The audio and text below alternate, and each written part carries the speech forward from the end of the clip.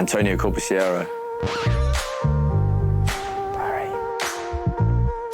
Barry Morgan. Gary Lewis. Stuart Jones. Such a rubbish name.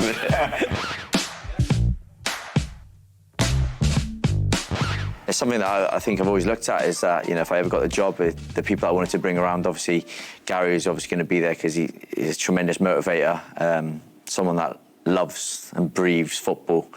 So, privileged for him to come on board. Mae'r cryfderau wahanol efo'r pedwar o ni, ond mae fe'n dod gyd at ei gilydd a mae fe'n gweithio'n really, really nice.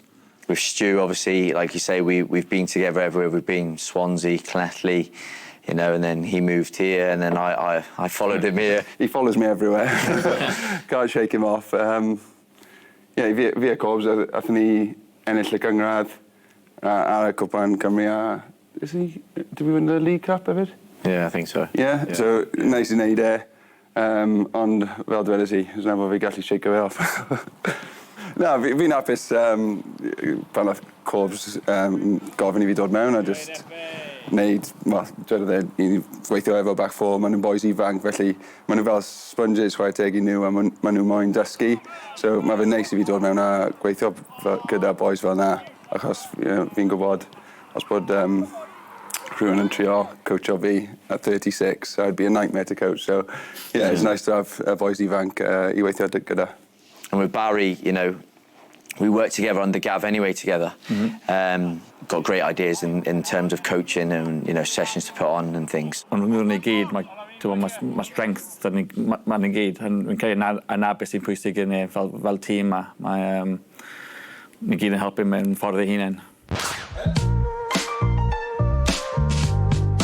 Me and Stu done our YTS together, and then fortunate to do we did a pro together.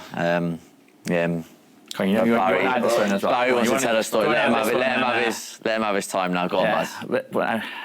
I know We this always is get this going. one out, don't we? Yeah. In my first year pro, every professional had the YTS who looked after them. And So you want to do this in English so I understand it? So Corbs was my boot boy.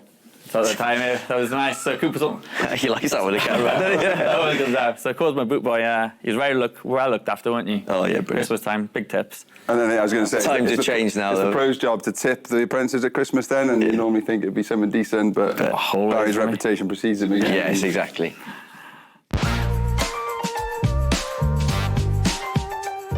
Yeah, you haven't so many, have you? What's that? Goals? Yeah, just below you I am, just below. Just one or two behind. Ti'n... nath Corbs gofyn i fi just dod mewn i dechrau concentrate on back four, dwedodd e. Ond, yeah, you are right. I probably am the best finisher out of the four. Doesn't take much. Let me show you, Stu. You haven't seen this bit yet. Do you want to see that? Remember in there? O corner yn cael ei dde. Nes i bwrw ar foli am change. Nath mewn i'r gol yn lle dros y stand. Barry closes his eyes. Yeah. It's not bad, isn't it? It's dim ond yr un o'n ni sydd wedi sgorio yn y Champions League. Yeah. Good iawn. All right, Jones.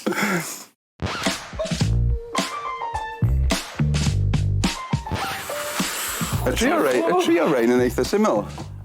Yn all centre midfield, Very fair. Yeah. all bark, no bite.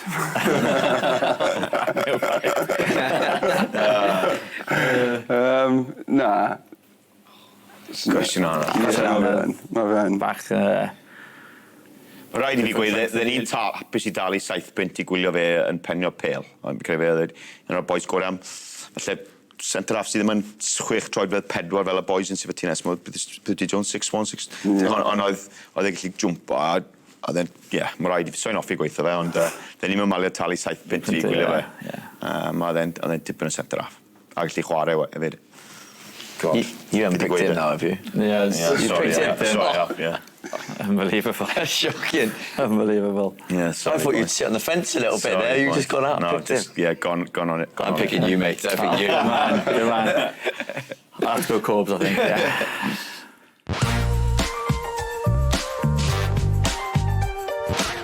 Ar un o bryd ni yn lle dda. Mae results wedi dechrau dod. Mae perfformiad wedi bod yn dda. Fi'n meddwl, ni wedi perfformiad yn dda. Felly, gawn ni weld. You know, ni yn edrych lan, obvious. But it's not out of the question ni dweud bod the top 6 is out of reach for us this season. I do hope that these boys are as ambitious as we are. You know, we want that top 6 place, you know. And it's down to them now. It's down to them how much they want it. We tell them each week, you know, how much do you want to go out and win this game? How much do you want, you know, to succeed in this game? Because there's plenty of opportunities for them to play at this club, and we'll take each game as it comes, and hopefully we'll be successful.